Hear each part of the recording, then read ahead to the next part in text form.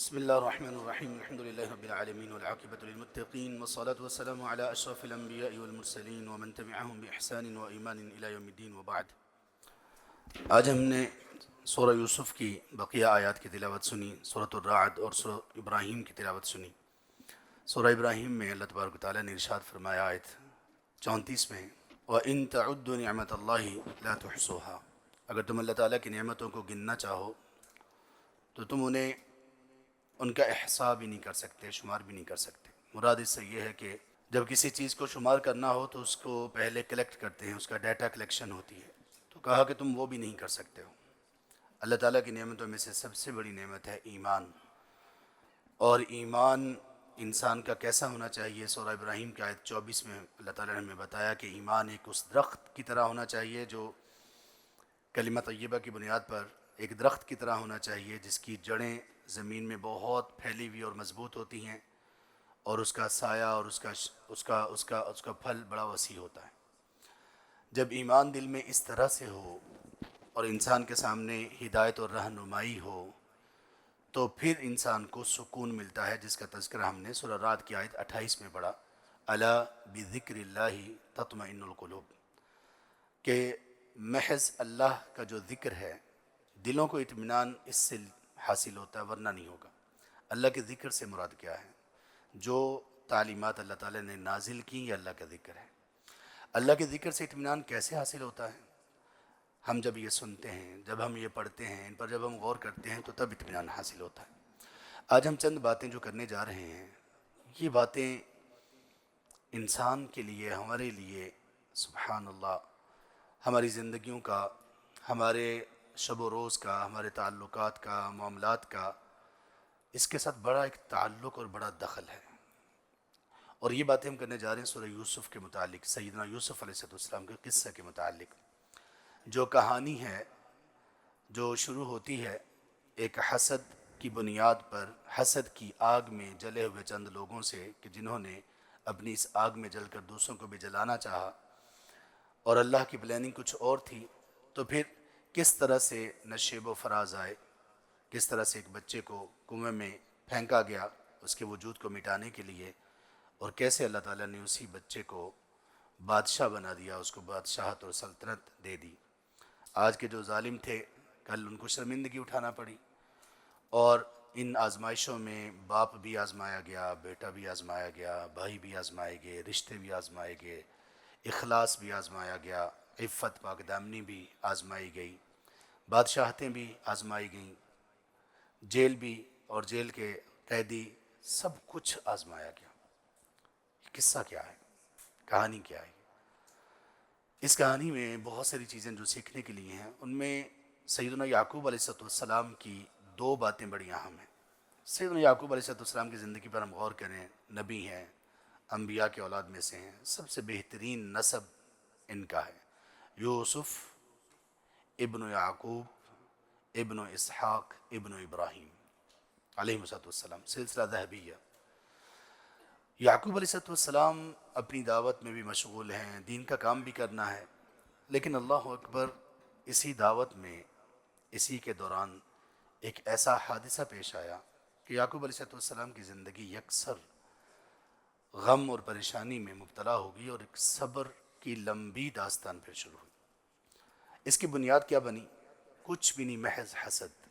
یہ وہی حسد تھا جس کی وجہ سے انسان کی پیدائش کے بعد سب سے پہلا گناہ ہوا۔ ابلیس نے آدم علیہ السلام سے کیا دشمنی تھی؟ سوائے حسد کے کچھ نہیں تھا۔ یہ آدم علیہ السلام کو زمین سے پہلے سب سے پہلا گناہ حسد تھا۔ زمین پر اتارے جانے کے بعد انسانوں میں سب سے پہلا گناہ جو قتل ہوا، اس کے پیچھے بھی حسد تھا۔ دنیا کے بدترین لوگ جنہوں نے حق کو جان لینے کے بعد حق کی مخالفت کی، مغضوب علیہم، انہوں نے جو نبی مکرم صلی اللہ علیہ وآلہ وسلم کو جان لینے کے بعد بھی نہیں مانا، پیچھے حسد تھا۔ یعقوب علیہ السلام کے پیچھے وہ ایک معصوم بچہ، چھوٹا بھائی، بڑے بھائیوں کو تو چاہیے کہ چھوٹوں پر شفقت کریں، رحمت کریں، ان کا خیال رکھیں، لیکن وہ جو مفروض تھے، جن کے بارے میں امید یہ تھی کہ یہ محافظ ہیں، وہی قاتل بن گئے۔ بندہ کیا کرے؟ اپنے سے تو اچھی امید ہوتی ہے نا، جب اپنے ہی سامنے کھڑے ہو جائیں تو کیا بنتا ہے؟ یاد رکھیں جب کبھی ہمیں چوٹ پہنچے، جب کبھی ہمیں دکھ پہنچے، اور جب ہم پلٹ کے دیکھیں کہ دکھ کس کی طرف سے آیا ہے، اور پھر اپنوں سے ہی ملاقات ہو جائے، اپنے ہی لوگ ہوں، گھر کے ہی لوگ ہوں، دوست احباب ہوں، تو پھر ماں سوائے اس کے کچھ نہیں ہو سکتا کہ وہی کہا جائے جو یعقوب علیہ السلام نے کہا، اور انہوں نے کہا آیت نمبر 18 میں فَصَبْرٌ جَمِيلٌ وَاللَّهُ الْمُسْتَعَانُ عَلَى مَا تَصِفُونَ۔ جب انہوں نے لا کر پوری سٹوری سنائی اور وہ قمیص جھوٹے خون کے ساتھ لا کر دیا، تو یعقوب علیہ السلام نے کچھ بھی نہیں کہا، صرف یہ کہا فَصَبْرٌ جَمِيلٌ وَاللَّهُ الْمُسْتَعَانُ عَلَى مَا تَصِفُونَ۔ بس اللہ سے مدد مانگی جا سکتی ہے جو تم کہہ رہے ہو۔ کیوں؟ اگر وہ ان کے خلاف کریں گے بھی تو کیا کریں گے؟ گھر کے لوگ ہیں، اپنے بیٹے ہیں، اس یوسف کے ہی بھائی ہیں، کیا کریں گے؟ اگر کچھ کریں گے بھی، قدم اٹھائیں گے بھی، وہ بھی بچے ہیں، جتنے بھی نافرمان ہو، دکھ تو ہوگا نا باپ کو۔ تو جب اپنوں سے ملاقات ہو، آپ کی پیٹھ میں چھرا گونپنے والے اپنے ہی لوگ ہوں، تو پھر یعقوب علیہ السلام کا جگرا لے کر بس یہ کہہ دو فَصَبْرٌ جَمِيلٌ وَاللَّهُ الْمُسْتَعَانُ عَلَى مَا تَصِفُونَ۔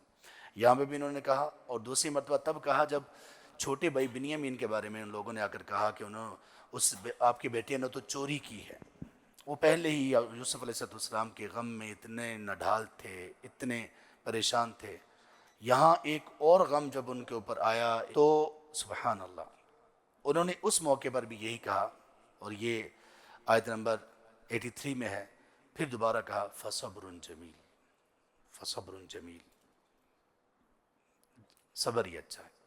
یہی بات کہی تھی سیدہ عائشہ صدیقہ طیبہ طاہرہ نے جب ان کے اوپر تہمت لگی اور پتہ یہ چلا کہ یہ تہمت لگانے والے کلمہ گو لوگ ہی ہیں، اور اس میں کسی طرف سے کوئی ریلیف نہیں مل رہا، یہاں تک کہ اپنے شوہر سر کے تاج رسول کریم صلی اللہ علیہ وسلم وہ بھی کہہ رہے ہیں یا عائشہ انکی لو الممت بالذنب فاستغفر اللہ ان العبد اذا تاب تاب اللہ علیہ۔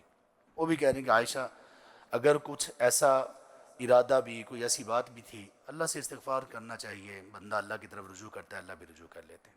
تو انہوں نے کہا میں بھی وہی کہوں گی جو یعقوب نے کہا فصبر جمیل۔ پھر اللہ تعالیٰ نے صبر کا کیسا بہترین بدلہ دیا۔ تو اپنوں کی شقاوت، اپنوں کی بے وفائی، اپنوں کی جفا کشی، اور اپنوں سے جو زخم ملیں تو بس یہی بولو فصبر جمیل واللہ المستعان علی ما تصفون۔ پہلا تو سبق یہ ہے، اور حسد سے اپنے آپ کو بچاؤ، اور حسد سے اپنے بچوں کو، ان کو بھی بچاؤ۔ یعقوب علیہ السلام نے جب خواب سنا یوسف علیہ السلام کا تو کہا کہ اپنے بھائیوں کے سامنے بیان نہ کرنا، کیونکہ معلوم تھا۔ یہ کیوں کہا؟ حسد سے بچانے کے لیے۔ پھر یہ سارے بھائی جب مصر جانے لگے تو کہا کہ تم ایک ہی دروازے سے داخل نہ ہونا۔ کیوں کہا تھا؟ اہل علم نے، مفسرین نے لکھا اس لیے تاکہ نظر نہ لگے، تاکہ حسد سے بچ جائے۔ تو حسد سے بچانے کی پوری اپنے بچوں کو کوشش کرنی چاہیے، اپنے بچوں کو اشتہار نہیں بنا لینا چاہیے، ان کو فیس بک پر ڈال کے، ان کو انسٹاگرام پہ ڈال کے، ان کے سارے جو ان کا کھیل کود سب ڈال کے حسد پر اپنے آپ کو نہ ڈالو۔ اس کے بعد جو باتیں اس سے معلوم ہوتی ہیں وہ یہ ہوتی ہیں کہ بندہ صبر اگر کر لے تو اللہ تعالیٰ اس کا اجر و ثواب بڑا اچھا دیتے ہیں۔ صبر سے بڑی چیزیں آدمی کی بہتر ہو جاتی ہیں، لیکن صبر کے ساتھ ایک اور چیز بھی چاہیے ہوتی ہے، وہ ہوتی ہے تقویٰ۔ تقویٰ اور صبر، ان دونوں کا جب میلاپ ہوتا ہے، جب یہ دونوں چیزیں ہوتی ہیں تو پھر اللہ تبارک و تعالیٰ بہت کچھ دیتے ہیں۔ یوسف علیہ السلام کے سامنے بھائی موجود تھے، یہ وہی ہیں جنہوں نے قتل کرنے کی کوشش کی، یہ وہی ہیں جن کی وجہ سے ابا کی جو نبی بھی ہیں آنکھوں کی بینائی جاتی رہی، یہ وہی ہیں جن کی وجہ سے یوسف علیہ السلام مصر کی منڈیوں میں بکتے رہے، یہ وہی ہیں جن کی وجہ سے جیل میں بھی ان کو جانا پڑا، سبب یہی لوگ بنے تھے۔ مجرم بن کے کھڑے ہوئے ہیں، شرمندہ ہیں۔ قالوا انک لانت یوسف، کہنے لگے کہ کیا آپ ہی یوسف ہیں؟ کہا انا یوسف، ہاں میں یوسف ہوں، اھذا اخی، یہ میرا بھائی ہے، قد من اللہ علینا، یہ اللہ کا ہم پر احسان ہے۔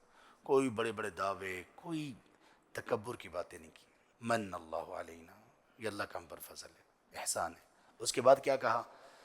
میرے بھائیوں اور میری بہنوں، جب بھی کوئی غم، کوئی پریشانی اور مصیبت ہے، خاص ہو کوئی ایموشنل آپ کے اوپر حملہ ہو، اٹیک ہو، کوئی اپنوں کی جفا کشی ہو، کوئی اپنوں کی وجہ سے بڑے پریشان ہو، شوہر ہے بیوی کی وجہ سے، بیوی شوہر کی وجہ سے، باپ اولاد کی وجہ سے، اولاد والدین کی وجہ سے، آپس میں اپنے بھائیوں کی وجہ سے، کچھ وہ جو قابل راحت چہرے آپ کے لیے ہوں، جب وہ یکسر بدل جائے، یہ دو چیزیں آپ کے کام آئیں گی، آپ کو کہیں گرنے نہیں دیں گی، آپ کو کہیں کمزور نہیں پڑنے دیں گی، آپ کے ہر غم کو آپ پر آسان کر دیں گی۔ یوسف علیہ السلام نے یہ بتائیں، من اللہ علینا انہ من یتقی ویصبر فإن اللہ لا یضیع اجر المحسنین۔ جو بندہ بھی تقوی اختیار کرے گا، تقوی کا کیا مطلب ہے؟ آپ پر جتنا بھی ظلم ہو آپ جواب میں ظلم نہیں کریں گے، آپ جواب میں کچھ بھی ایسا نہیں کریں گے جس سے اللہ تعالیٰ نے روکا ہے، جس میں اللہ کی نافرمانی ہے۔ بس یہ کر کے دیکھ لو، بڑا سخت ہے واللہ، بڑا سخت ہے۔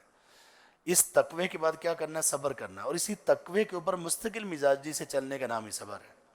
اور صبر کیا ہے؟ الصبر ضیاء، صبر ہے تو روشنی، لیکن یہ وہ روشنی ہے جو بندے کو سلگا دیتی ہے، جلا دیتی ہے، اس کی حرارت ہے، تمازت ہے، یہ بندہ بھٹی میں تپ رہا ہوتا ہے، پھر صبر کا سفر طے کر رہا ہوتا ہے۔ صبر اتنا آسان نہیں ہوتا ہے۔ فصبر جمیل، اللہ نے یہ فرمایا۔ اب جب بندہ صبر اور تقوی کرے تو پھر کیسے اللہ سبحانہ و تعالیٰ اس کی مدد کرتے ہیں؟ یوسف علیہ السلام کے واقعے میں دیکھیے، ایک قمیض ہے، اسی قمیض پہ جب جھوٹا خون تھا اور ایک باپ کے سامنے آیا تو باپ نے اس وقت کہا فصبر جمیل، ہے ایک قمیض ہی تھا نا، پھر یہی قمیض تھا، اس کو اللہ سبحانہ وتعالیٰ نے یوسف علیہ السلام کی پاک دامنی کی دلیل بنا دیا۔ جس قمیض کے ذریعے سے دکھ اور تکلیف دی، اسی کو راحت بنایا۔ یاد رکھیے، کبھی کبھی ہمیں جس بات کی بنیاد پر، جس چیز کی وجہ سے آزمایا جاتا ہے اور ہم اس میں ٹھیک ہوں، حق پر ہوں، واللہ اللہ تعالیٰ اسی چیز کو، اسی فعل، اسی کام، اسی فیلڈ، اسی میں ہی اللہ تعالیٰ آپ کو اتنی عزت دینے والے ہیں، اتنی عزت دینے والے ہیں کہ آپ سے سنبھالے نہ سنبھلے، اسی چیز میں۔ یعقوب علیہ السلام پر غم کے پہاڑ ٹوٹے اس قمیض کے اوپر جھوٹے خون کی وجہ سے۔ بھائیوں نے اتنا بڑا ظلم کر لیا، اتنا بڑا جھوٹ، اتنی بڑی سازش، اللہ اکبر، اس قمیض کی وجہ سے۔ لیکن یہی قمیض جب قمیض براعت بنا، یہی قمیض جب یوسف علیہ السلام کی پاک دامنی کی دلیل وہاں بنا جہاں پہ کوئی شہادت نہیں تھی۔ اللہ چاہتے تو کوئی اور چیزیں بھی ہو سکتی تھیں، لیکن اللہ تعالیٰ کی تقدیر تھی، پلاننگ تھی، یہی قمیض۔ فلما رأى قمیصه قد من دبر، جب قمیض کو شہادت کے طور پر پرکھا گیا تو قمیض پیچھے سے پھٹا تھا، اور اس قمیض کے پیچھے سے پھٹنے کی وجہ سے وہ چیز نمایاں ہو گئی کہ یوسف علیہ السلام پاک دامن ہیں، عفت اور عزت مآب ہیں، اور جرم سارا عزیز مصر کی بیوی کا ہے۔ یہاں پر اس قمیض کو اللہ تعالیٰ نے قمیض برات بنایا کہ عزتیں بچیں۔ اس نے دامن تار کرنے کی کوشش کی، اس نے دامن داغدار کرنے کی کوشش کی عزیز مصر کی بیوی نے، اور اس کی وجہ سے یہ سب معاملہ پیش آیا۔ اللہ نے اسی قمیض کو پاک دامنی کا سبب بنا دیا، اور پھر یہی قمیض قمیض شفا بنا۔ کیسے؟ یعقوب علیہ السلام جب اللہ سے پر امید تھے، اپنے گھر میں تھے، اور ادھر جب ساری چیزیں اللہ تبارک تعالیٰ کے فضل سے بہتر ہو گئیں، بھائیوں کو شرمندگی ہو گئی، معافی مل گئی، تو تب یوسف علیہ السلام نے کہا اذهبوا بقمیصی ھذا، یہ قمیض ہی میرا لے کر جاؤ۔ بس وہی قمیض جب گیا یعقوب علیہ السلام کے پاس، اس قمیض کا ملنا تھا کہ بینائی بھی واپس آئی، اور وہ ساری ایک غم، پریشانی، دکھ، یہ تو جس پر گزرتی ہے اسے پتہ ہے نا کہ کیسے گزرتا ہے، دکھ کے ایام کیسے گزرتے ہیں، جس پر گزرتے ہیں اسے معلوم ہے۔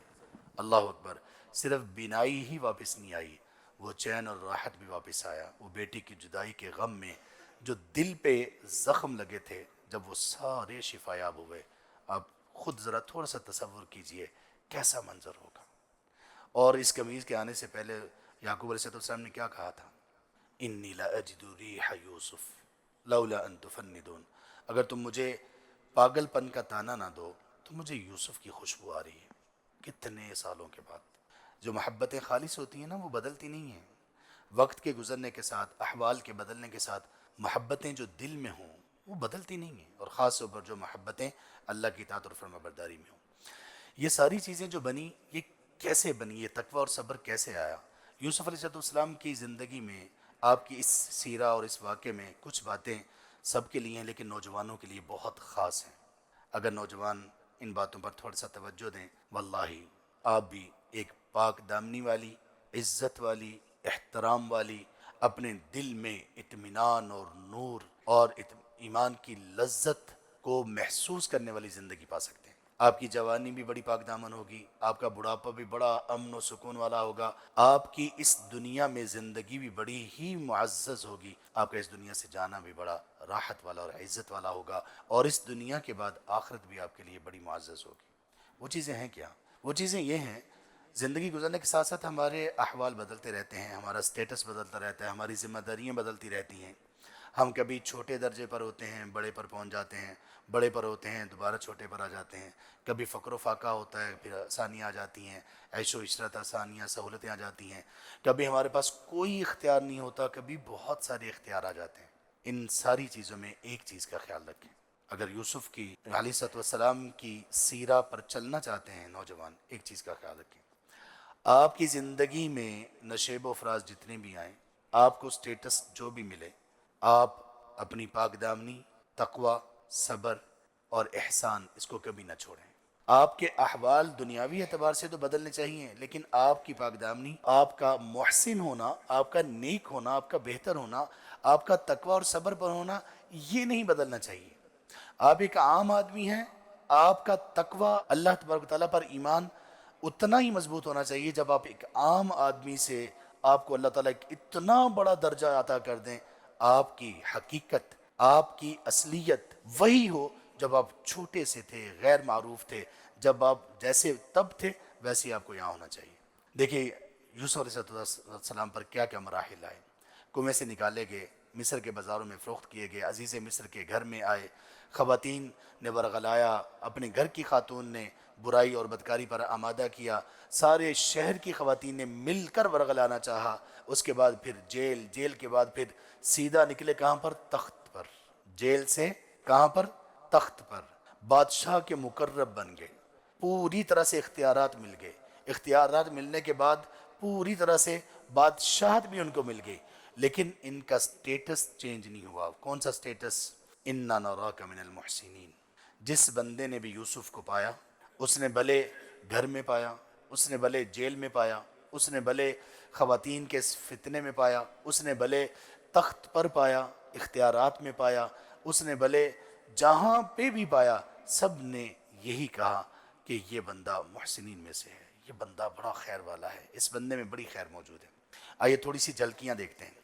سب سے پہلے اللہ تبارک و تعالیٰ نے جب یوسف علیہ السلام کو بچا لیا، کنویں سے نکال لیا، بکتے بکاتے عزیز مصر کے گھر پہنچ گئے، انہوں نے کنویں میں ڈالا تھا اور یہ کہاں پہنچ گئے؟ شاہی پروٹوکول میں ہیں۔ کچھ ایسا ہی موسیٰ علیہ السلام کے ساتھ بھی کرنے کی کوشش کی گئی تھی، قتل کرنے کی کوشش جس نے کی، اسی کے گھر میں پورے پروٹوکول سے پلے اور بڑھے۔ اللہ اکبر، یہ اللہ کی قدرت ہے، شاہوں کو گدھا بنا دے، گدھاؤں کو شاہ بنا دے، اور یہ چینج ہونے میں وقت نہیں لگتا، منظر بدلنے میں کبھی کبھی وقت نہیں لگتا، ایک دم سے ہو جاتا ہے۔ اللہ تبارک و تعالیٰ نے فرمایا وَلَمَّا بَلَغَ أَشُدَّهُ، جب وہ اپنی جوانی کو پہنچے، عزیز مصر کے گھر میں تھے، تو اللہ تعالیٰ نے فرمایا کہ ان کو ہم نے علم عطا کیا، ان کو اللہ تبارک و تعالیٰ کی طرف سے تعلیمات، تقوی، یہ سب چیزیں ملی۔ كَذَلِكَ نَجْزِي الْمُحْسِنِينَ، ہم اسی طرح سے محسنین کو بدلہ دیتے ہیں۔ آپ نے یہ لفظ محسنین ذرا ذہن میں رکھنا ہے۔ یہ آیت نمبر 22 ہے۔ آیت نمبر 24 میں اللہ تبارک و تعالیٰ نے یوسف علیہ السلام کے بارے میں کیا فرمایا؟ جب کہ ان کو گھر کے دروازے بند کر کے گھر کی مالکن نے جو پورا اختیار رکھتی تھی، اور اس وقت کے جو مرد حضرات ہوتے تھے نا، خامند، ان کا اختیار کچھ نہیں ہوتا تھا، وہ صرف سائن کرنے کے لیے تھے، ان کے پاس اور کوئی اختیار نہیں تھا۔ خواتین پوری طرح سے آزاد تھیں اور پوری طرح سے اس نعرے پر تھیں، میرا جسم میری مرضی، پوری طرح بے بس تھے۔ شوہر سارے بے شک وہ بادشاہ ہے، خواتین کے سامنے بے بس تھے۔ اس خاتون نے اپنے گھر میں برائی کی دعوت دی، اور جب انہوں نے انکار کیا تو ان کو تو توقع ہی نہیں تھی کہ کوئی ایسا بھی کر سکتا ہے۔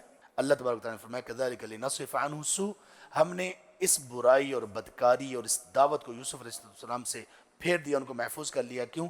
إِنَّهُ مِنْ عِبَادِنَا الْمُخْلَصِينَ، کیونکہ ہمارے مخلص بندوں میں سے تھے۔ کس موقع پر کون سا وصف سامنے آیا؟ ہم نے دیکھے ہیں بہت سارے لوگ، آپ نے بھی دیکھے ہوں گے، جب ان کے پاس کچھ نہیں تھا، بڑے شریف، بڑے اچھے اخلاق کے، بہتر سب کچھ تھا، جب ان کے پاس کچھ آیا تو ان کی حقیقت ظاہر ہوگی، متکبر ہوئے، صلہ رحمی کی بجائے قطع رحمی کرنے والے ہوئے، ان میں فحاشی آئی، عریانی آئی، کیا کیا نہیں آیا۔ چیزیں بندے میں چھپی ہوئی ہوتی ہیں، جیسے جیسے حالات و واقعات آتے ہیں نکل آتی ہیں۔ یوسف علیہ السلام کو کہا کہ وہ مخلص لوگوں میں سے تھے۔ اس کے بعد یوسف علیہ السلام کو جب اس سے عزیز مصر کی بیوی سے کچھ نجات ملی، تو اس کے بعد پھر آگے کہاں پر جا کر آزمائش آئی؟ جب خواتین نے سنا، انہوں نے کہا کہ عزیز مصر کی بیوی تم سے ایک نوجوان وہ نہیں ورغلایا گیا؟ انہوں نے کہا کہ ہم ٹرائی کریں گے، ہمیں موقع دو۔ جب انہوں نے موقع دیا، انہوں نے جب وہ ساری سازش تیار کی کہ اس کو اپنی طرف مائل کیا جائے، رجھایا جائے، لبایا جائے، لوچدار آوازیں اور سارے ٹشن اور سارا تیار ہونا، ہر طرح سے جب تیار کر کے انہوں نے وار کیا یوسف علیہ السلام پر ان کو ورغلانے کے لیے، اور ناکام ہوئی، تو انہوں نے کیا کہا؟ دیکھیں یہ ایک یوسف ہیں، ان کے بارے میں دیکھیں باتیں کیا کیا چل رہی ہیں۔ انہوں نے کہا آیت نمبر 31 میں، حاشا للہ، ہر نقص اور عیب سے پاک تو اللہ کی ذات ہے، لیکن ہمیں لگتا ہے کہ ما ھذا بشرا، یہ بشر نہیں ہو سکتا، یوسف بشر نہیں لگتا، ان ھذا الا ملک کریم، یہ کوئی فرشتہ ہے، اور فرشتہ بھی کوئی بڑا ہی کریم ہے، کہ ہمارے اتنے لبھانے، ہمارا اتنا ہم نے سٹرونگ وار کیا، کوئی بندہ بھی ہوتا بہک جاتا، کوئی بندہ بھی ہوتا فتنے کا شکار ہو جاتا، یہ تو ہمیں کوئی فرشتہ لگتا ہے۔ فتنوں کے دور میں، فحاشی اور عریانی میں، نوجوان جب اپنے آپ کو کھو دیتے ہیں اور فحاشی اور عریانی کی اس روش پر بہہ پڑتے ہیں، تو پھر دل کی سیاہی، شرمندگی اور کبھی کبھی ایمان سے محرومی کے سوا کچھ نہیں ملتا۔ لیکن جب وہ وہاں پر قائم ہو جاتے ہیں، اللہ تعالیٰ واقعی فرشتوں کی طرح کا صبر اور پاک دامنی ان کو عطا کر دیتے ہیں۔ آگے چلیے، جب اس کے بعد ان کی پاک دامنی کا ان کو کیا سزا دی گئی؟ صرف پاک دامنی کی وجہ سے ان کو اٹھایا جیل میں ڈال دیا گیا۔ جرم کیا تھا؟ ان خواتین کی بات نہیں مانی تھی۔ وہاں پر دو لوگ ملے، انہوں نے اپنی خواب کی تعبیر پوچھی، لیکن خواب کی تعبیر پوچھتے ہوئے انہوں نے ایک جملے کا استعمال کیا۔ وہ جملہ کیا تھا؟ آیت نمبر 36 میں اللہ تعالیٰ نے فرمایا، ان دو لوگوں نے کہا نبئنا بتأویلہ، اپنے خواب سنائے اور کہا کہ ان کی تعویل بتا دیجئے، انا نراک من المحسنین۔ وہ جیل کے لوگ تھے، جیل میں کوئی بے گناہ بھی جاتے ہیں، لیکن عام طور پر جیل میں تو مجرم ہوتے ہیں۔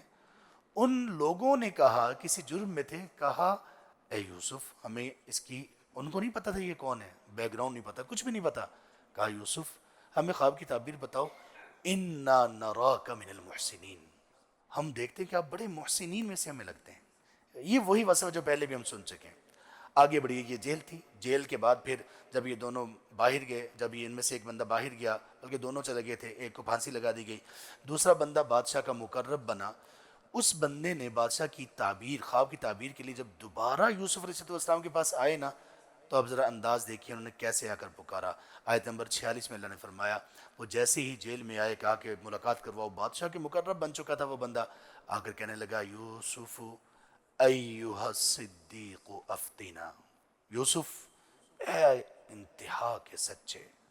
بندے کا وصف نہیں بدلتا، بندے کی جو حقیقت ہے، وہ جیل میں ہو، وہ کسی بھی فتنے کی جگہ میں ہو، جو بندے کے دل میں ہے، دل میں اگر ایمان ہو تو وہ بدلتا نہیں ہے۔ یہاں پر ان کو سچائی کا وصف بیان کیا گیا، اور اس کے بعد پھر جب ساری بات ہوئی، بادشاہ نے کہا بلا لاؤ، قربان جائیں یوسف علیہ السلام کے صبر کے۔ کہا ایسے نہیں، پہلے ان خواتین سے پوچھو جو جس جرم میں، جس الزام میں جیل میں آیا ہوں، پہلے ان خواتین سے پوچھو، میرا معاملہ کلیئر ہوگا، دامن صاف ہوگا تو باہر آؤں گا۔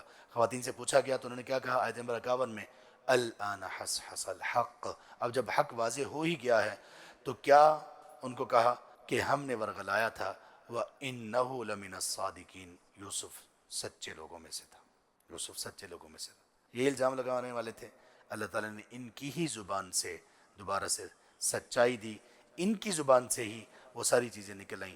یہی زبانیں جو بدنامی کا باعث بنی تھی، یہی زبانیں جن کی وجہ سے جیل ہوئی تھی، اللہ تعالیٰ نے انہی زبانوں کو اگلوایا کہ انہوں نے کہہ اٹھے کہ یہ بندہ سچوں میں سے ہے، کوئی قصور نہیں، قصور ہمارا تھا۔ اس کے بعد کہاں چلے گئے؟ بادشاہ کے وزیر بن گئے۔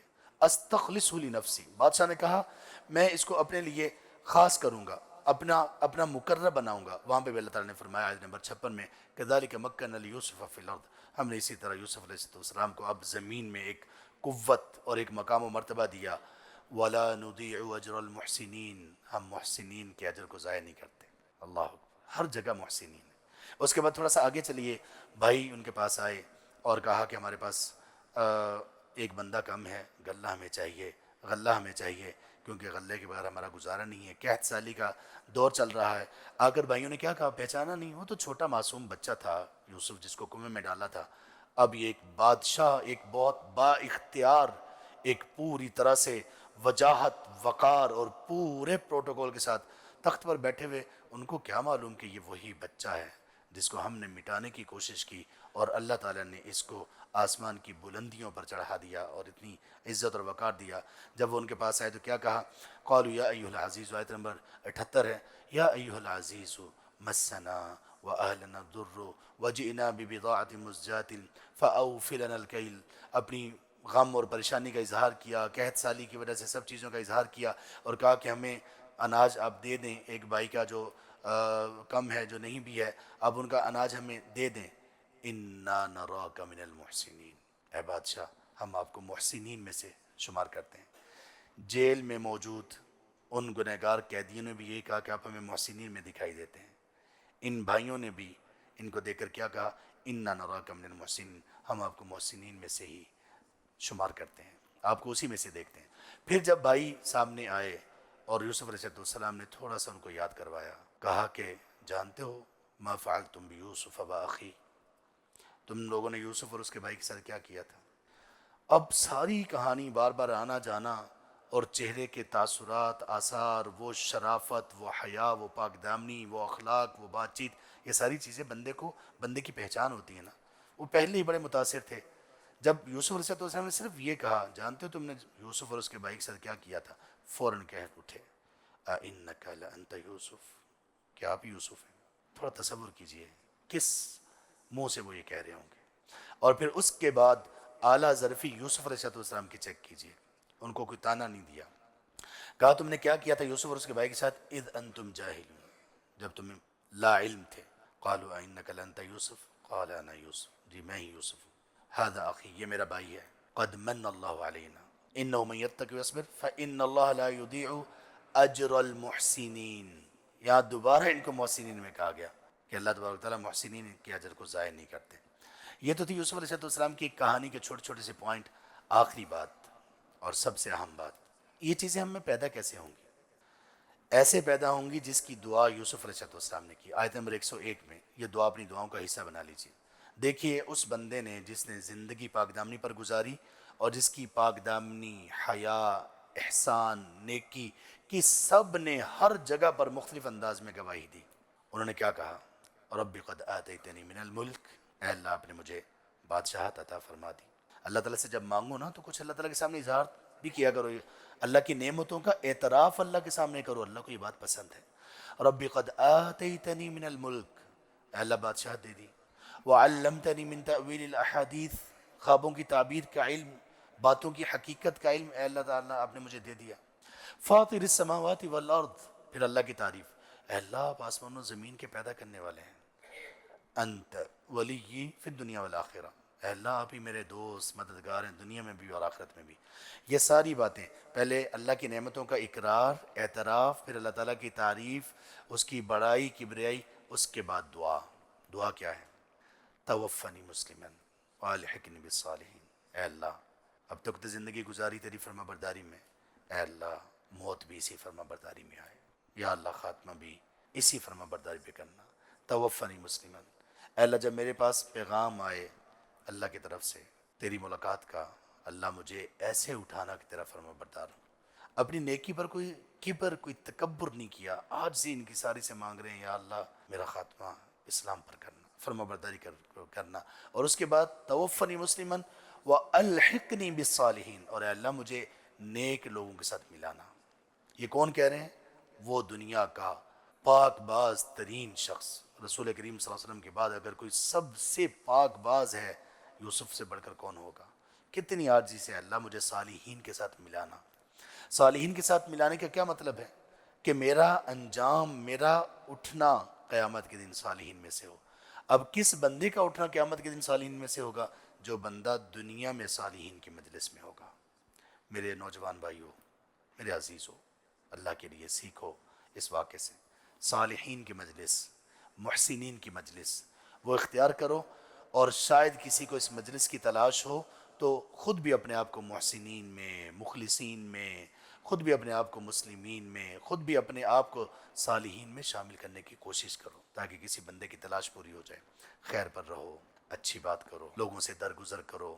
اگر اپنوں سے ہی کچھ جفا ملے، دکھ ملے، پھر صبر کرو، اللہ سے مدد مانگو، کچھ اور نہ کرو، صبر کرو، اللہ سے مدد مانگو. اللہ پھر بہت درجات دیں گے. صبر کا کرنا مشکل ہوتا ہے، کرنے کے بعد آسانیاں بہت ہوتی ہیں، خوشی بہت ہوتی ہے، انعامات بہت رکھے ہیں اللہ تعالیٰ نے۔ اللہ اپنی رحمت سے ہمیں بھی محروم نہ کریں، اللہ تعالیٰ ہمیں بھی یہ چیزیں نصیب کر دیں، اللہ تعالیٰ ہمیں پاک دامنی نصیب کر دیں، عفت نصیب کر دیں، اللہ تعالیٰ ہمیں نظروں کی پاک دامنی، دل کی پاک دامنی، زبان کی پاک دامنی نصیب کر دیں، اللہ تعالیٰ ہمیں صبر نصیب کر دیں، اللہ تعالیٰ ہمیں احسان اور محسنین میں سے کر دیں، اللہ تعالیٰ ہمیں اللہ تبارک تعالیٰ صبر پر قائم کر دیں، اللہ تعالیٰ ہمیں عاجزی عطا فرما دیں، اللہ تعالیٰ ہمیں تکبر سے بچا لیں، اللہ ان پاک اور ان مقدس راتوں میں ہمیں ان لوگوں میں شامل کر دیں جن کو اللہ تعالیٰ نے جہنم کی آگ سے آزاد کر دیا۔ یہ مہینہ بڑی تیزی سے جا رہا ہے، اللہ تعالیٰ ہمیں پوری انرجی دیں، جتنا رہ گیا پوری طرح سے اس کو حاصل کر لیں، اللہ تعالیٰ ہمیں ان لوگوں میں شامل کر دے جن کو اللہ تعالیٰ نے جہنم کی آگ سے آزاد کر دیا، اور اللہ ہمیں اپنی رضا دے دے، ایسی رضا جس کے بعد اللہ تعالیٰ کی ناراضگی کا کوئی خدشہ اور کوئی خطرہ باقی نہ رہے۔ آمین یا رب العالمین۔ جزاکم اللہ خیرا، بارک اللہ فیکم، السلام علیکم و رحمۃ اللہ وبرکاتہ۔